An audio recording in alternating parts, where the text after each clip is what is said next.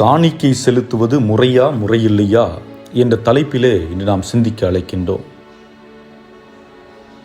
இன்றைய நற்செய்தியில் முதலில் பார்க்கும் சொல் துணிவு. ஒரு தொழுநோயாளர் இயேசுவின் முன் சென்று, ஐயா, நீர் விரும்பினால் எனது நோயை நீக்க உம்மால் முடியும் என்கிறார். இந்த வசனம் உணர்த்தும் உண்மை என்னவென்றால், இறைவா, நான் உம்மை நம்புகிறேன், நீரே கடவுள் என்பதை நம்புகிறேன், நீரே இறைமகன் என்பதை நம்புகிறேன், நீரே நோயை குணப்படுத்துவோர் என்பதை நம்புகிறேன்.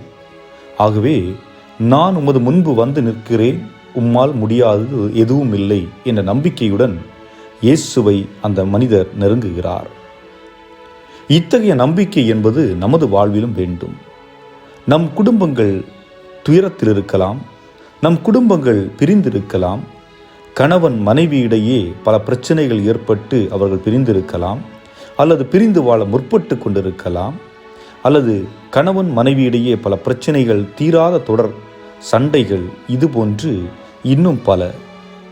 இதுபோன்ற நேரங்களில் நாம் நம் கரத்தை இறைவனுடைய கரத்தோடு பிடித்து வலிமைப்படுத்த, நம் உறவை வலுப்படுத்த நாம் நற்செய்தியில் கண்ட தொழுநோயாளர் போன்று வார்த்தைகளை பயன்படுத்த வேண்டும். அதாவது, இயேசுவே, நீர் விரும்பினால் எங்கள் குடும்பங்கள் ஒன்று சேர உம்மால் முடியும். நீர் விரும்பினால் எங்களுடைய குடும்பங்கள் பிரியாமல் இருக்க செய்ய உம்மால் முடியும். இயேசுவே, நீர் விரும்பினால் எங்களுக்குள் இருக்கும் போட்டி பொறாமையிலிருந்து எங்களை விடுவித்து, எங்களுடைய அகந்தையிலிருந்து நாங்கள் விடுபட்டு அன்பு செய்யக்கூடியவர்களாக வாழச் செய்ய உம்மால் முடியும். அதே போன்று வேலை இல்லாமல் இருக்கக்கூடியவர்கள், மனதிலே ஆறுதல் இல்லாமல் இருக்கக்கூடியவர்கள் ஆண்டவரிடத்தில் ஒப்புக் கொடுத்து, ஆண்டவரே, நீர் விரும்பினால் எனக்கு வேலையை கொடு, வேலை செய்வதற்கு வாய்ப்பை ஏற்படுத்தி கொடும் என்று கேட்கலாம். ஆண்டவரே, நீர் விரும்பினால் மன ஆறுதலை எனக்கு கொடும் என்று கேட்கலாம். நிச்சயமாக ஆண்டவர் நாம் கேட்பதை அவருக்கு சித்தமாக இருந்தால் அதை நிறைவு செய்வார் என்பதில் ஆழ்ந்த நம்பிக்கை நாம் கொண்டிருக்க வேண்டும் என்பதே இன்று நமக்கு கொடுக்கப்படுகின்ற அழைப்பு. அதை போன்று இயேசு அந்த தொழுநோயாளியை குணப்படுத்துகிறார். குணப்படுத்திய பின்பு அவரிடம் கூறுகிறார், நீ குணம் பெற்றதற்கான அடையாளமாக, அதை நீ குணம் பெற்றதை யாரிடம் சொல்ல வேண்டாம், அதை மறைவாக வைத்துக்கொள். அதே நேரத்தில் குருவிடம் போய் சொல்லு, அந்த மாதிரி ஆண்டவர் என்னை குணப்படுத்தினார் என்று சொல்லி அதற்குரிய காணிக்கையை செலுத்து என்று சொல்லுகின்றார். அது காணிக்கை என்று சொன்ன உடனே அது பணத்தை மையப்படுத்திய ஒரு சொல்லா என்று நாம் பார்க்க வேண்டியிருக்கிறது. காரணம், இயேசு ஒரு முறை தன்னுடைய சீடர்களிடத்திலே இரு நபர்களை காண்பிக்கின்றார்.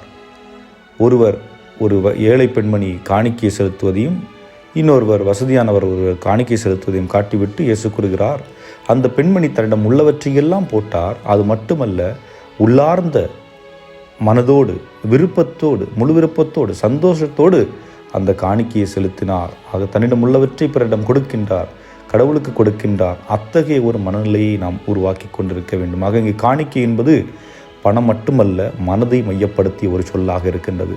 என்னுடைய மனதை எந்த ஒரு பொருளுக்கும் நபருக்கும் நான் முழுமையாக கொடுக்காமல் ஆண்டவருக்கு முழுமையாக கொடுத்துவிட்டு அதன் பின்பு அவற்றை மற்றவரோடு பகிர்ந்து கொடுக்கின்ற பொழுது அங்கே அந்த காணிக்கை ஏற்றுக்கொள்ளப்படுகின்றது. என்னுடைய ஆன்மா, என்னுடைய இதயமானது ஆண்டவர் பால் ஈர்க்கப்பட்டு ஏற்றுக்கொள்ளப்படுகின்றது. அதன் பின்பு அது ஆண்டவருடைய அன்பால் நிரப்பப்பட்டு அது மற்றவர்களுக்கு கொடுக்கப்படுகின்ற பொழுது அதிலே இறைவனுடைய அருள் நமக்கும் நம்முடைய குடும்பத்திற்கும் வந்து சேர்கிறது என்பதை நாம் புரிந்து கொள்ள வேண்டும். ஆகவே அன்புக்குரியவர்களே, இந்த நாளிலே சிந்தித்து பார்ப்போம். நான் எப்படிப்பட்ட ஒரு வாழ்க்கையை வாழ்ந்து கொண்டிருக்கின்றேன்? ஆண்டவர் மீது ஆழ்ந்த நம்பிக்கை கொண்டு அந்த தொழுநோயாளர் போன்று நம்பிக்கை உள்ளவராக இருக்கின்றேனா?